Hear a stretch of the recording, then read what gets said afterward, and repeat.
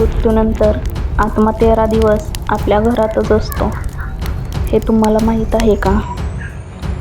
हिंदू धर्मानुसार शरीर नाशवंत आहे, पण आत्मा अमर आहे. आत्मा कधी जन्म घेत नाही आणि कधी मरतही नाही.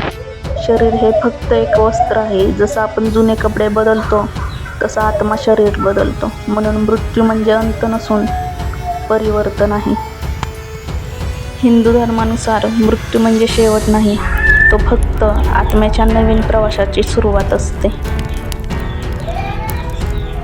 मृत्यूनंतर आत्म्याला कुटुंबाची आणि घराची जाणीव असते. म्हणूनच हिंदू धर्मात 13 दिवसांचे विधी केले जातात. मृत्यूनंतर आत्मा लगेच जात नाही. तो काही दिवस आपल्या घराजवळच राहतो. तो आपल्या लोकांना पाहतो, पण त्यांच्याशी कोणी बोलू शकत नाही. आत्म्याला कळत नाही की तो शरीर सोडून गेला आहे.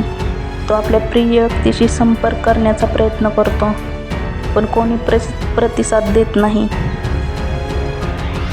शरीर नष्ट होतं, पण आत्मा अमर असतो.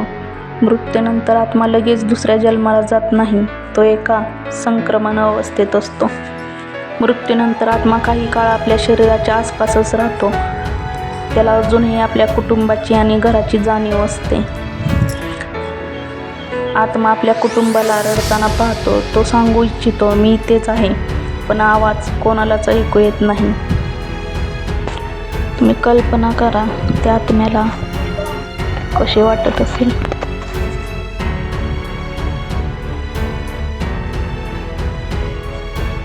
म्हणूनच त्यांना शांती मिळावी म्हणून हिंदू धर्मात 13 दिवसांचे विधी केले जातात.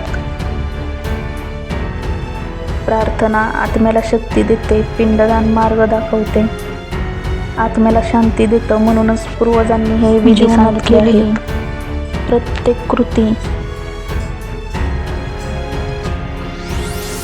चांगली किंवा वाईट आत्म्यासोबत जाते. कर्मानुसार आत्म्याला पुढचा मार्ग मिळतो. चांगल्या कर्मामुळे शांती आणि उन्नती मिळते. वाईट कर्म असल्यास आत्म्याला पुन्हा जन्म घेऊन ते फेडावे लागते. आत्म्याचा पुढचा मार्ग आपल्या कर्मावर ठरतो. चांगले कर्म शांत प्रवास, वाईट कर्म कठीण अनुभव. पृथ्वीशी असलेले संबंध सोडतो, पुढच्या प्रवासाला निघतो. म्हणूनच या दिवशी प्रार्थना, दान आणि स्मरण केले जाते. जीवनात केलेली प्रत्येक कृती चांगली किंवा वाईट आत्म्यासोबत जाते. म्हणूनच संत म्हणतात, कर्मच खरा साथीदार आहे.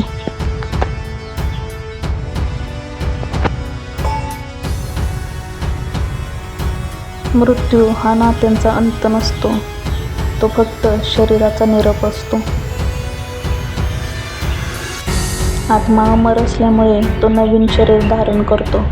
पुनर्जन्म हा आत्म्याच्या शिकण्याचा प्रवास आहे.